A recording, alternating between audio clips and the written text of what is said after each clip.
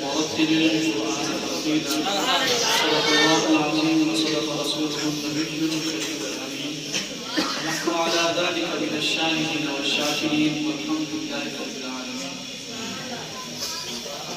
إن الله وملائكته يصلون على النبي يا أيها الذين آمنوا صلوا عليه وسلموا تسليما اللهم صل على سيدنا ومولانا محمد وبارك وسلم الصلاة والسلام عليك يا سيدي يا رسول الله وعلى آلك وأصحابك أجمعين حمد والصلاة کے بعد واجب السلام السلام علیکم ورحمۃ اللہ وبرکاتہ. وعلیکم السلام ورحمۃ اللہ. سامعین حضرات، قرآن کریم کو خوش آوازی اور عربی لب و لہجے میں پڑھنا ایک مصنون عمل ہے. اور اگر قرآن پاک کو تجوید و قرأت کے قوانین کے ساتھ پڑھا جائے تو قرآن پاک کے حسن میں اضافہ ہوتا ہے. اللہ تبارک و تعالیٰ نے قرآن پاک میں ارشاد فرمایا ورتل القرآن ترتیلا، فرمایا کہ قرآن پاک کو خوب ٹھہر ٹھہر کر پڑھو، جس سے ہر حرف ایک دوسرے سے جدا ہو جائے.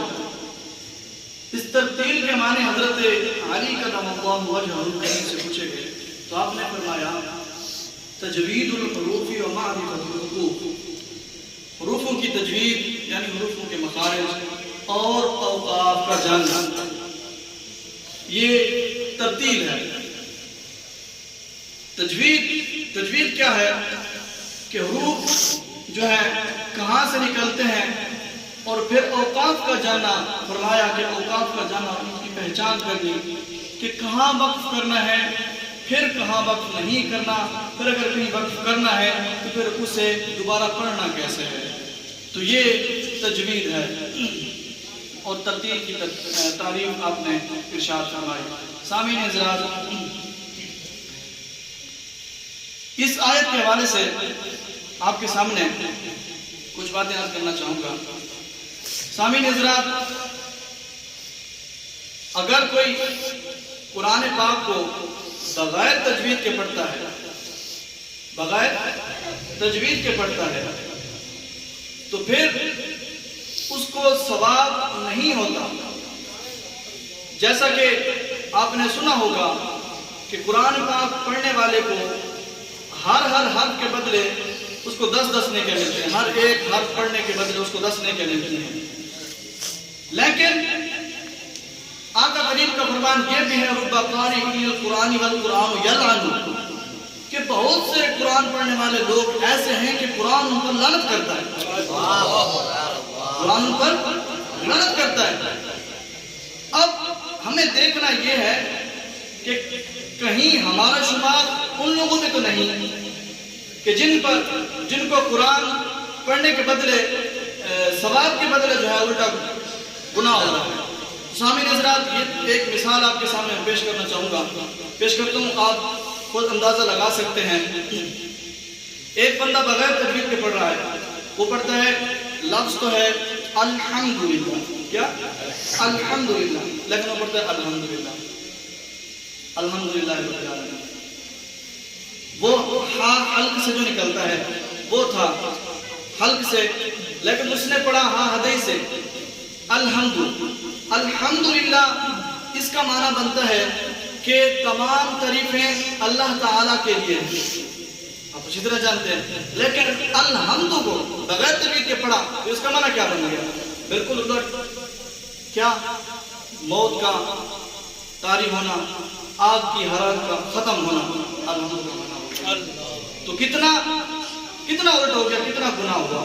اسی طرح آپ نے سنا ہوگا، یہ مشہور جو ہے آسان سی سمجھنے والی مثال میں آپ کے سامنے پیش کر رہا ہوں کہ قل هو اللہ احد، اصل لفظ ہے قاف دو رقم والے قاف سے ہے. قل هو اللہ، پر پڑھنا ہے. اگر کوئی بغیر تجوید کے پڑھنے والا اس کو پڑھتا ہے قل هو اللہ احد معاذ اللہ استغفر اللہ، کتاب والے کام سے پڑھتا ہے تو اس کا معنی بنتا ہے کہ کھا لو اللہ ایک ہے. اگر وہ پڑھے گا قل هو اللہ، دو نقطوں والے کاف سے کاف کو پڑھ کر کے پڑھے گا تو اس کا معنی بنے گا کہہ دو اللہ ایک ہے. کیا کہہ دو اللہ ایک ہے. لیکن اگر وہ کتاب والے کاف سے پڑھے گا تو پھر اس کا معنی کیا الٹ ہوگا، کیا بنے گا کھا لو اللہ ایک ہے. تو آپ اچھی طرح جان گئے کہ تجوید جو ہے یہ کتنا ہمارے لیے ضروری ہے اور اس کی کیا ضرورت ہے. سامعین حضرات، یہ ثواب کے مستحق، اجر و ثواب کے مستحق تب ہوں گے جب اس تجوید کے ساتھ قرآن پاک کو پڑھیں گے. سامعین حضرات، حضرت عبداللہ بن مسعود رضی اللہ تعالیٰ عنہ کے بارے میں ایک واقعہ آتا ہے کہ آپ ایک شخص کو پڑھا رہے تھے. یہ چھوٹے بچے قرآن پاک پڑھنے والے میرے طرف توجہ ہو، میں انہی سے مخاطب کر رہا ہوں، انہی کو مخاطب کر رہا ہوں، یہ ان کے لیے بہت ضروری چیز ہے. حضرت عبداللہ بن مسعود آپ ایک شخص کو پڑھا رہے تھے تو وہ آیت سناتے سناتے پڑھتا جب انما الصدقات للفقراء والمساکین یہاں پر پہنچا تو انہوں نے یہاں پر جو مد تھی واجب مد تھی نہیں تھی. حضرت عبداللہ بن مسعود کہنے لگے ما ہاکذا، یہ کیا کر رہے ہو؟ رسول اللہ تو ہمیں ایسا نہیں پڑھایا. دوبارہ پڑھو انما الصدقات للفقراء والمساکین، پوری مد کرائے.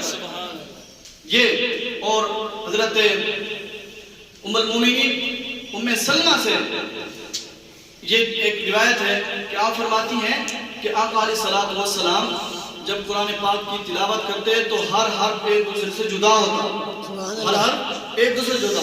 اور ام المومنین حضرت عائشہ صدیقہ رضی اللہ تعالی عنہا کے بارے میں آتے ہیں، آپ سے کسی نے پوچھا کہ آقا علیہ الصلوۃ والسلام قرآن پاک کو کیسے پڑھتے، تو آپ نے فرمایا آقا علیہ الصلوۃ والسلام قرآن پاک کی تلاوت اتنی اطمینان سے کرتے ہیں، اتنی اطمینان سے کرتے ہیں کہ سننے والا اگر چاہے تو ایک ایک حرف کو علیحدہ علیحدہ گن سکتا ہے. سبحان اللہ، ایک ایک حرف کو علیحدہ علیحدہ گن سکتا ہے.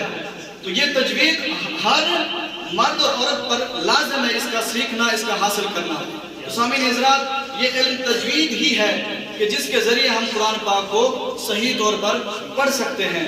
سامعین حضرات، امام رازی اور امام جلال الدین سیوطی، امام عسقلانی اور سلطان القرہ حضرت علامہ ملا علی قاری علیہ رحمہ المنہ الفکریہ کے اندر یہ بات نقل فرماتے ہیں، کہتے ہیں کہ یہ تجوید جو ہے ہر مرد عورت پر فرض عین ہے یا فرض کفایہ ہے، فرض عین ہے یا فرض کفایہ ہے، کسی کا اختلاف نہیں ہے. اور سید اعلیٰ حضرت اس بارے میں فرماتے ہیں کہ یہ تجوید جو ہے علم فن تجوید، علم قرات جو ہے یہ حاصل کرنا ہر مرد عورت پر فرض عین ہے اتنی کہ جتنی وہ قرآن پاک کو صحیح طور پر پڑھ سکے. سامعین حضرات، یہ تو ہمارے ائمہ کرام ہوں گے. اور حضرت امام جزری فرماتے ہیں وَالْأَخْذُ بِالتَّجْوِيدِ حَتْمٌ لَازِمٌ مَنْ لَمْ يُجَوِّدِ الْقُرْآنَ عَاصِبُ، کہ قرآن کو جو شخص بغیر تجوید کے پڑھتا ہے وہ گناہگار ہے، وہ گناہگار ہے. تو سامعین حضرات، یہ ایک اور اسی بات کو امام عسقلانی جو ہے القلانسی، وہ اسی بات کو نقل کرتے ہوئے فرماتے ہیں کہ قرآن پاک کو بغیر تجوید کے پڑھنے والا جو شخص ہے وہ اس کی نماز درست نہیں ہوتی. اسماعیل علیہ حق علیہ رحمہ فرماتے ہیں اس کی نماز درست نہیں ہے.